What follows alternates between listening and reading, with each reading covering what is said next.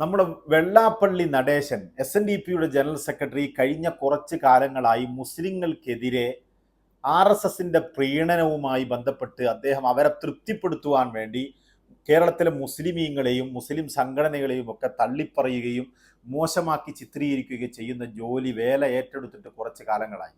നമുക്കറിയാം, ഇന്നലെ അദ്ദേഹം ഒരു വാർത്താ സമ്മേളനം നടത്തി.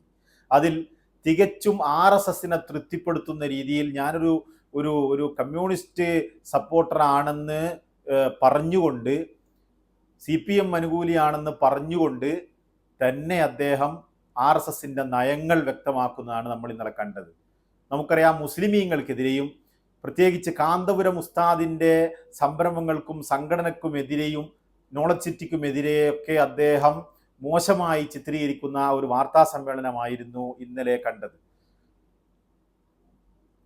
വെറും സംഖ്യയുടെ താല്പര്യം RSSന്റെ അജണ്ട മുന്നോട്ട് വെക്കുന്ന രീതിയിലേക്ക് അധപ്പതിച്ചു പോയിരിക്കുന്നു നമ്മുടെ ഈഴവ സമുദായത്തിൻ്റെ ജനറൽ സെക്രട്ടറി വെള്ളാപ്പള്ളി നടേശൻ എന്ന് പറയാതെ വയ്യ നമുക്ക്. അദ്ദേഹത്തിൻ്റെ ഇന്നലെ മുസ്ലിങ്ങൾക്കെതിരെയുള്ള, കാന്തപുരം ഉസ്താദിനെതിരെയൊക്കെയുള്ള ചില വാർത്താ സമ്മേളനത്തിലെ ചില പരാമർശങ്ങൾ നമുക്കൊന്ന് കാണാം. ഞാൻ പറഞ്ഞു, മുസ്ലിം പ്രീണനം വളരെ കൂടിപ്പോയി ഇടതുപക്ഷത്തിലുള്ള തകർച്ചയ്ക്ക് പ്രധാന കാരണം അത് തന്നെയാണ്. എന്ത് കാര്യത്തിലാണ് ഇവരെല്ലാം കൂടെ തലയെ വെച്ചിട്ടുണ്ടെങ്കിൽ നടന്നത്? ഞാൻ കാന്തപുരത്തില് എന്താണ് ഒരു കാന്തപുരം സിറ്റിന് 1200 ഏക്കറാ, 10,000-ഓളം പിള്ളേരുണ്ട്. എല്ലാ സൗകര്യം കൊടുത്തില്ലേ? ആ കാന്തപുരം പോലും കൂടെ നിന്ന ആ കാന്തപുരത്തിൻ്റെ എല്ലാം ഒരു ഡിവൈഡ് ചെയ്ത് അവിടെ വോട്ട് കിട്ടുമെന്ന് വിചാരിച്ചത്. പക്ഷെ എരണ്ട വെള്ളത്തോടെ ചേർന്നുള്ളൂ.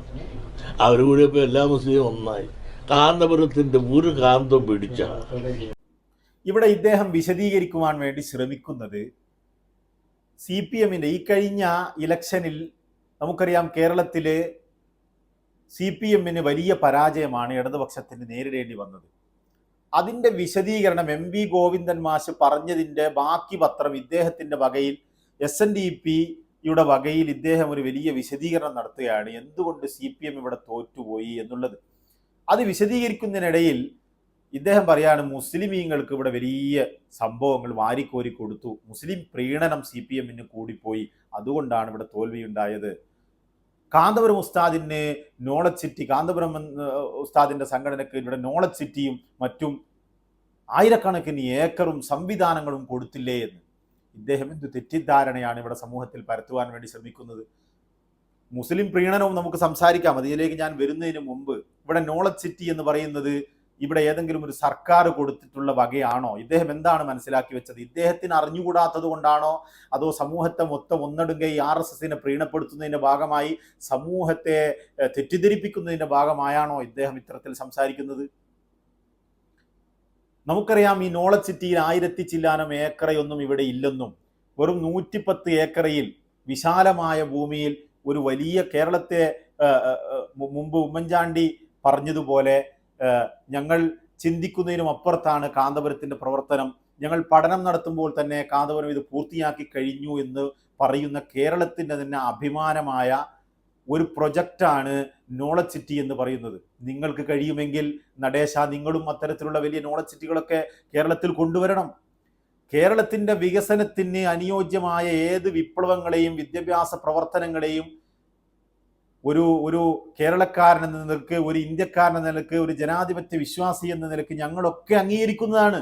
നേരെ മറിച്ച് നിങ്ങളുടെ മനസ്സിലുള്ള വിഷം ഇത്തരത്തിൽ പൊതുസമൂഹത്തിൽ വന്ന് തുപ്പുമ്പോൾ, മുസ്ലിം സമുദായത്തിനെതിരെ പറഞ്ഞു പോകുമ്പോൾ നെഞ്ഞത്ത് കൈവച്ച് ചിന്തിക്കണം, ഞാൻ ഇപ്പോഴും ഒരു ജനാധിപത്യ വിശ്വാസിയാണോ, അതോ എന്നിൽ RSS കയറി കൂടിയിട്ടുണ്ടോ എന്നുള്ളത്. ആരുടെ അജണ്ടയാണ്, ആരെ തൃപ്തിപ്പെടുത്തലാണ് നിങ്ങൾ ഇവിടെ നടപ്പിൽ വരുത്തിക്കൊണ്ടിരിക്കുന്നത്? മുസ്ലിം സമുദായത്തിലെ ഒരു വലിയ സുന്നി സമുദായത്തിലെ ഒരു വലിയ വിഭാഗമാണ് AP വിഭാഗം എന്ന് പറയുന്നത്, കാന്തപുരം ഉസ്താദിൻ്റെ കീഴിലുള്ള വിഭാഗം. അദ്ദേഹത്തിൻ്റെ സംഘടനയുടെ നേതൃത്വത്തിൽ പിരിവെടുത്തുകൊണ്ട് ജനപങ്കാളിത്തത്തോടുകൂടെ നടപ്പിൽ വരുത്തിയ ഒരു വലിയ സംരംഭമാണ് നോളജ് സിറ്റി എന്ന് പറയുന്നത്. അത് ഇവിടെ ഏതെങ്കിലും ഒരു CPMന്റെ അല്ലെങ്കിൽ ഇടതുപക്ഷത്തിൻ്റെ സർക്കാർ കൊടുത്തതാണ്, സൗകര്യം കൊടുത്തതാണ്, അവിടെ ഇത്രയും ഭൂമി കൊടുത്തു, അവിടെ ഇത്രയും ബിൽഡിങ്ങുകൾ പണിതു കൊടുത്തു, 10,000-കണക്കിന് വിദ്യാർത്ഥികളെ പഠിപ്പിക്കുവാനുള്ള ചെലവ് കൊടുത്തു എന്ന് ധരിപ്പിക്കുന്ന വിധത്തിൽ ഇത്തരത്തിലുള്ള തെറ്റിദ്ധാരണപരമായ ഒരു മെസ്സേജ് പൊതുസമൂഹത്തിന് മുന്നിൽ നിന്ന് ഇത് പറയുമ്പോൾ ഇത് സർക്കാർ കൊടുത്തതാണെന്ന് ചോദിക്കാൻ പോലും ഒരു പത്രപ്രവർത്തകൻ അതിൽ ഇല്ലാതെ പോയി എന്നത് നിരാശാജനകമാണ് എന്ന് മുമ്പ് നമുക്കറിയാം. ഈ ഒരു ആശയം ഉള്ളതാർക്കാണ്? കുറച്ച് മുമ്പാണ് RSSന്റെ ചില ആളുകൾ, BJPയുടെ പ്രവർത്തകർ ഇവിടെ മദ്രസ സംവിധാനത്തിന് സർക്കാർ ഫണ്ടിങ് ചെയ്യുന്നു എന്ന ഒരു തെറ്റിദ്ധാരണാപരമായ ഒരു മെസ്സേജ് സമൂഹത്തിൽ പരത്തിയത്. അതിൽ നമുക്കറിയാം കേരള സർക്കാർ അതിന് നിയമസഭയിൽ തന്നെ മറുപടി പറഞ്ഞിട്ടുണ്ട്. ഇവിടെ മദ്രസക്ക് ബിൽഡിംഗ് കൊടുക്കുന്നതോ മദ്രസകൾക്ക് ഭൂമി കൊടുക്കുന്നതോ മദ്രസയിലെ അധ്യാപകർക്ക് ശമ്പളം കൊടുക്കുന്നത് പോലും ഒരു സർക്കാരിൽ നിന്നും കൈപ്പറ്റിക്കൊണ്ടല്ലെന്നും, ഇത്തരത്തിലുള്ള മുസ്ലിം സമുദായം ഇവിടെ വലിയ വിദ്യാഭ്യാസ വിപ്ലവം നടത്തിയിട്ടുണ്ട്. ഒരുപാട് സ്ഥാപനങ്ങളും മറ്റുമൊക്കെ മുസ്ലിം സമുദായത്തിനുണ്ട്. അതൊക്കെ സമുദായത്തിനുള്ളിലെ സംഘടനകൾ പിരിവെടുത്തുകൊണ്ട് തന്നെ ഉണ്ടാക്കിയതാണെന്ന് നമ്മുടെ RSS പ്രീണനം വെള്ളാപ്പള്ളി നടേശൻ മനസ്സിലാക്കണമെന്ന് വിനയപുരസ്കരം പറയാൻ ആഗ്രഹിക്കുകയാണ്. നമുക്കിനി ഇദ്ദേഹം വലിയ പ്രീണനം, ഫലസ്തീൻ അങ്ങനെ ഇങ്ങനെ എന്നൊക്കെ പറഞ്ഞ് CPM നടത്തി വന്ന ചില സംഗതികളെ കുറിച്ച്, സമ്മേളനങ്ങളെ കുറിച്ചൊക്കെ ഇദ്ദേഹം പറയുന്നുണ്ടാവുമെന്ന് കേൾക്കാം. ന്യൂനപക്ഷ പ്രീണനം, ഇതിക്ക് മുമ്പ് ഒന്നുമില്ലാത്ത വിധത്തിലുള്ള പ്രീണനം. പാലസ്തീൻ പ്രശ്നം ഉണ്ടാകുന്നതിന് വേണ്ടി മുസ്ലിം സമുദായത്തെ സൂചിപ്പിക്കാൻ വേണ്ടിയിട്ട് എന്തെല്ലാമാണ് ചെയ്തത്? എത്ര സമ്മേളനങ്ങളാണ് നടത്തിയത്? ഇതെല്ലാം വന്ന് കയറി ഇറങ്ങി പോയി എന്നുള്ളതല്ലാതെ വല്ല ഗുണവും കിട്ടിയ. മാത്രമല്ല അവരെല്ലാം പ്രീണിപ്പിക്കാൻ എന്തെല്ലാം പ്രവർത്തികൾ ചെയ്തു. മാത്രമല്ല ഈ അടിസ്ഥാന വർഗം പണിയെടുത്തും ചോര കൊടുത്തും വളർത്തിയെടുത്ത ഈ പ്രസ്ഥാനത്തിലെ പ്രവർത്തകരായ പലർക്കും അവസരം കൊടുക്കാതെ ന്യൂനപക്ഷങ്ങൾക്ക് ട്രിപ്പിൾ പ്രൊമോഷൻ, അതിൻ്റെ അപ്പുറത്തുള്ള പ്രൊമോഷനും അവരുടെ പ്രവർത്തന പാരമ്പര്യം പോലും നോക്കാതെ കൊടുത്തപ്പോൾ ഇതിനകത്തുള്ള ചെറുപ്പക്കാരായ ആളുകൾക്ക് കുറേ നിരാശാബോധം ഉണ്ടായിട്ടുണ്ട്.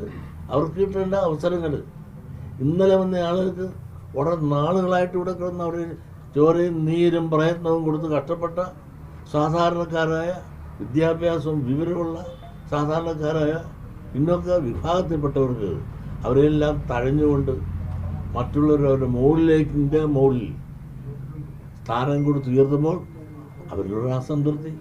അപ്പൊ അതാണ് ഈയവർക്ക്, അല്ലെങ്കിൽ ഇവിടുത്തെ അടിസ്ഥാന വർഗത്തിന് ഒന്നും കൊടുക്കാതെ ന്യൂനപക്ഷമായ മുസ്ലിമീങ്ങൾക്ക് ഒരുപാട് വാരിക്കൊടുക്കുന്നു, പ്രമോഷൻ കൊടുക്കുന്നു എന്നാണ് ഇദ്ദേഹം പറയുന്നത്. അതിലേക്ക് ഞാൻ വരുന്നതിന് മുമ്പ് ഇദ്ദേഹം പറയാണ്, ഇവിടെ മുസ്ലിം പ്രീണനം കൂടിപ്പോയി, ഇങ്ങനെ വാരിക്കോരി കൊടുക്കുകയും മുസ്ലിമീങ്ങളെ സന്തോഷിപ്പിക്കുവാൻ വേണ്ടി ഫലസ്തീൻ പ്രശ്നം ആളിക്കത്തിക്കുകയും ഒക്കെ ചെയ്തുകൊണ്ട് എത്ര സമ്മേളനങ്ങളാണ് ഇവിടെ CPM നടത്തിയത്, ഈ വല്ല ഉപകാരവും ഉണ്ടായോ എന്നാണ്.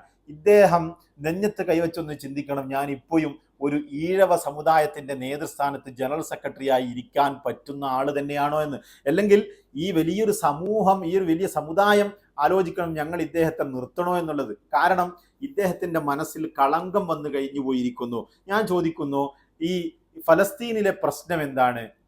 അതൊരു മാനുഷിക പരിഗണനയാണ്. നമുക്കറിയാം ഇവിടെ നമ്മുടെ രാജ്യത്ത് പലപ്പോഴും ഫലസ്തീൻ ഇന്ത്യ ഇക്കാലമത്രയും ഫലസ്തീനെ അനുകൂലിച്ച് നയം വ്യക്തമാക്കുന്ന ഒരു രാജ്യമാണെങ്കിലും നമ്മുടെ ഈ മോദി സർക്കാർ വന്നത്, RSSന്റെ BJPയുടെ ഭരണം വന്നതിന് ശേഷം ഇപ്പോൾ ഇസ്രായേലിനോട് വിധേയത്വം കാട്ടുന്ന രീതിയിലുള്ള പ്രവർത്തനങ്ങളാണ് ഉണ്ടാകുന്നത്. അതവരുടെ അജണ്ടയാണ്. അപ്പുറത്ത് മുസ്ലിമീങ്ങളാണെങ്കിൽ ഇപ്പുറത്തെ അവരെ സപ്പോർട്ട് ചെയ്യാതിരിക്കുക എന്നുള്ളത് അവരുടെ അജണ്ടയാണ്. അപ്പൊ ആ അജണ്ട നടപ്പിൽ വരുത്തുന്ന രീതിയിലുള്ള സംസാരമാണ് ഇവിടെ ഇദ്ദേഹം പറയുന്നത്. ഞാൻ ചോദിക്കുന്നത്, ഇന്ത്യ പോലെ ഇപ്പൊ അമേരിക്കയും ബ്രിട്ടനിലും ഒക്കെ ഫലസ്തീന്റെ പ്രശ്നം പൊട്ടിപ്പുറപ്പെട്ടതിന് ശേഷം അവിടുത്തെ ഭരണകൂടങ്ങൾക്കെതിരെ, ഈ ഭരണകൂട നയങ്ങൾക്കെതിരെ വളരെ ശക്തമായ പ്രതിരോധങ്ങളും സമ്മേളനങ്ങളും പ്രതിഷേധങ്ങളും നടക്കുന്നു. അവിടെയൊക്കെ എന്തുകൊണ്ടാണ് അങ്ങനെ നടക്കുന്നത്? അവരൊക്കെ മുസ്ലിമീങ്ങളായതുകൊണ്ടാണോ? അപ്പൊ ഇതൊക്കെ മാനുഷികമായ പരിഗണനയാണെന്നും ഫലസ്തീനിലെ കുട്ടികളെയും സ്ത്രീകളെയും കൊന്നൊടുക്കുമ്പോൾ സാധാരണക്കാരായ ആളുകളെ കൊന്നൊടുക്കുന്ന രീതി അത് ജനസമൂഹത്തിന്, ഒരു ജനാധിപത്യ വിശ്വാസിക്ക്, അറ്റ്ലീസ്റ്റ് ഒരു മനുഷ്യന് അത് അംഗീകരിക്കാൻ കഴിയുന്നതല്ലെന്ന മെസ്സേജാണ് ഇന്ത്യയിൽ ഒട്ടുമിക്ക സ്ഥലങ്ങളിലും കോൺഗ്രസ്സുകാരും CPM-കാരും ഒക്കെ നടത്തിയ സമ്മേളനങ്ങളുടെ മെസ്സേജ് എന്ന് ഈ നമ്മുടെ ഈ കളങ്കം വന്നുപോയ നടേശൻ, മനസ്സ് കളങ്കം വന്നുപോയ നടേശൻ കൃത്യമായി മനസ്സിലാക്കണമെന്ന് ഞാൻ വിനയത്തിൻ്റെ പൂർവ്വം മനസ്സിലാക്കുകയാണ്. അവിടെ ഒരു മുസ്ലിം ഇഷ്യൂ അല്ല. ഫലസ്തീൻ എന്ന് പറയുന്നത് അവിടെയുള്ള ജനങ്ങൾ മുസ്ലിമീങ്ങളാണോ? അവിടെ വെറും മുസ്ലിമീങ്ങളെന്നല്ലേ ഉള്ളത്. നമുക്കറിയാം, വാർത്തകളിൽ നമ്മൾ കണ്ടിട്ട് അവിടെ ക്രിസ്ത്യാനികളും ജീവിക്കുന്നുണ്ട്, കുറഞ്ഞ വിഭാഗമാണെങ്കിലും. പാകിസ്ഥാനിൽ ഹിന്ദു സുഹൃത്തുക്കളുള്ളത് പോലെ അതൊക്കെ. അപ്പോൾ ഒരു വിഭാഗത്തെ ആക്രമിക്കുമ്പോൾ അവിടെ എല്ലാവർക്കും പരിക്ക് പറ്റുകയാണ്. 3 പേർക്കും ഒരുപോലെ, 3 മതങ്ങൾക്കും, എബ്രഹാം മതം എന്ന് പറയുന്ന 3 മതങ്ങൾക്കും ഒരുപോലെ സ്വാധീനമുള്ള മേഖലയാണ് ഫലസ്തീനും ഇസ്രയേൽ എന്നൊക്കെ നമുക്ക് ഏവർക്കും അറിയാവുന്നതാണ്. അപ്പം ഇതൊന്നൊരു മുസ്ലിം വിഷയമായി ചുരുക്കുവാൻ നടേശൻ ശ്രമിക്കേണ്ടതില്ല. ഇതൊക്കെ മാനുഷിക പരിഗണനയുടെ ഭാഗമായാണ്.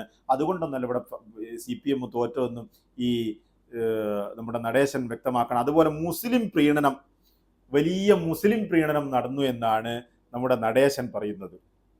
അപ്പോൾ നമുക്കറിയാം, ഈ ഒരു ആശയം ആരാണ് മുന്നോട്ട് വെക്കുന്നത്? മുസ്ലിമീങ്ങൾക്ക് ഒരുപാട് നൽകിപ്പോയി, ഞങ്ങളൊന്നും കൊടുക്കില്ല, മുസ്ലിമീങ്ങൾക്ക് ഒരു സംവരണം ഇവിടെ ഉണ്ടാവുകയില്ല എന്ന് നമ്മുടെ ഇക്കഴിഞ്ഞ ഇലക്ഷനിൽ മോദി പല സ്ഥലങ്ങളിലും പ്രസംഗിച്ചു. നമുക്കറിയാം, അത് BJP-യുടെയും RSS-ന്റെയും അജണ്ടയാണ് മുസ്ലിമീങ്ങളെ താഴ്ത്തിക്കൊണ്ടുവരികയും അവരെ പൊതുസമൂഹത്തിൽ ഉന്നമനത്തിലേക്ക് വളരാൻ അവരെ അനുവദിക്കുകയില്ലെന്നുള്ള ആശയം RSS-ന്റെ അജണ്ടയും BJP നടപ്പിൽ വരുത്തിക്കൊണ്ടിരിക്കുകയും ചെയ്യുന്ന ഒരു അജണ്ടയാണ് ഇദ്ദേഹം ഇവിടെ പച്ചക്ക് ഞാനൊരു CPM സപ്പോർട്ടറാണെന്ന രീതിയിൽ പറഞ്ഞുകൊണ്ട് വേർപ്പെടുത്തുന്നത്. ഈ ആശയം തന്നെ ഈ വെള്ളാപ്പള്ളി നടേശൻ ഒരു മാസങ്ങൾക്ക് മുമ്പും ഇദ്ദേഹം ഇത് ആവർത്തിച്ചു. ഇടക്കിടക്ക് മുസ്ലിമീങ്ങൾക്ക് എന്തോ സർക്കാർ വാരിക്കോരി കൊടുക്കുന്നു എന്ന രീതിയിൽ ഇദ്ദേഹം ഇങ്ങനെ പ്രസംഗിക്കാൻ തുടങ്ങിയിട്ട് കുറച്ച് കാലങ്ങളായി. നമുക്കറിയാം, ഈ അടുത്ത് ഇത്തരത്തിലുള്ള വിവാദങ്ങൾ, ചിലർ ആവശ്യങ്ങൾ ഉന്നയിച്ചപ്പോൾ തന്നെ സർക്കാർ ഈ ഒരു വിഷയത്തിൽ ഒരു നിയമസഭയിൽ ഈ ഒരു വിഷയത്തിൽ ഒരു പ്രഖ്യാപനം, അതിൻ്റെ ഒരു കണക്ക് പുറത്തുവിട്ടിട്ടുണ്ട്. നമുക്കറിയാം, അതിൽ ആ ഒരു വാർത്തയുടെ ചില ഭാഗങ്ങൾ ഞാനിവിടെ വായിക്കാൻ ആഗ്രഹിക്കുകയാണ്. സർക്കാർ ജോലിയിൽ ഏറ്റവും വലിയ കുറവ് നേരിടുന്ന വിഭാഗം മുസ്ലിങ്ങളാണ്. മുസ്ലിം വിഭാഗത്തിൽ നിന്ന് ആകെയുള്ളത് 73,774 പേർ മാത്രം, അഥവാ 13.52%. കേരളത്തിലെ ജനസംഖ്യയിൽ 26.9 മുതൽ 28.15% മുസ്ലിം ജനവിഭാഗമുണ്ടെന്നാണ് കണക്ക്. ശാസ്ത്ര സാഹിത്യ പരിഷത്തിൻ്റെയും വിവിധ ഏജൻസികളുടെയും പഠനമനുസരിച്ച് ഈ കണക്കുകളുടെ അടിസ്ഥാനത്തിൽ ജനസംഖ്യാനുപാതിക മുസ്ലിം പ്രാതിനിധ്യം പ്രകാരം മുസ്ലിം സമുദായത്തിന് ലഭിക്കേണ്ട തസ്തികകളിൽ നിലവിൽ ശരാശരി 102% കുറവാണുള്ളതെന്ന് കണക്കുകൾ പറയുന്നു. 102% തസ്തിക കൂടി അധികം ലഭിച്ചാൽ മാത്രമേ മുസ്ലിം സമുദായത്തിന് ജനസംഖ്യാനുപാതിക പ്രാതിനിധ്യം ലഭിക്കുകയുള്ളൂ. ഇവിടെ നടേശൻ എന്താണ് പറഞ്ഞത്? വാരിക്കോരി കൊടുത്തു എന്ന്. ഇനി ഏറെക്കുറെ ജനസംഖ്യക്ക് അനുസൃതമായി സർക്കാർ സർവീസ് പ്രാതിനിധ്യം ലഭിച്ചിട്ടുള്ള ഏക വിഭാഗം ഈഴവരാണ്. ഈഴവ വിഭാഗത്തിൽ നിന്ന് 1,15,075 പേരാണ് സർക്കാർ മേഖലയിൽ ജോലി ചെയ്യുന്നത്. ആകെ ജീവനക്കാരുടെ 21% പരിഷത്ത് കണക്കുകൾ പ്രകാരം 22.2% ഈഴവ ജനസംഖ്യ. അപ്പോൾ ഈഴവർ ഏറെക്കുറെ ഈ സർക്കാർ ജോലികളിൽ പിടിച്ചു പറ്റുകയും അവരെല്ലാം ലഭ്യമാക്കുകയും, ഞങ്ങൾ ഇതിനൊന്നും എതിരല്ല, നിങ്ങളുടെ സമുദായത്തിന്, നമ്മുടെ ഈഴവർ അല്ലെങ്കിൽ തീയന്മാർ എന്നൊക്കെ നമ്മൾ വിളിക്കുന്ന വിഭാഗത്തിന് എന്തെങ്കിലും ഒന്ന് നേടിക്കൊടുക്കുവാൻ നടേശൻ ഇവിടെ മുന്നോട്ട് വരുന്നതിൽ ഞങ്ങൾക്കൊരു എതിർപ്പുമില്ല. നേരെ മറിച്ച് വേറെ ഒരു സമുദായത്തെ ഇകയറ്റിക്കൊണ്ട് അവർക്കെന്തോ വാരി കൊടുത്തുപോയി എന്ന രീതിയിൽ സമൂഹത്തിനുള്ളിൽ ഒരു തെറ്റിദ്ധാരണ പരത്തിക്കൊണ്ടാവാൻ പാടില്ല ഈഴവർക്ക് നേടിക്കൊടുക്കേണ്ട അവകാശങ്ങൾ നേടിക്കൊടുക്കൽ എന്ന് നമ്മുടെ ഈ വെള്ളാപ്പള്ളി നടേശൻ മനസ്സിലാക്കിയാൽ വളരെ നന്നാവും. അതുപോലെ ഈ വെള്ളാപ്പള്ളി നടേശൻ ഞങ്ങളുടെ ഈഴവ സമുദായത്തിൻ്റെ തലപ്പത്തിരിക്കുവാൻ ഇനിയും യോഗ്യനാണോ എന്ന് ഈ വലിയൊരു സമുദായവും ആലോചിച്ചാൽ വളരെ നന്നാവും.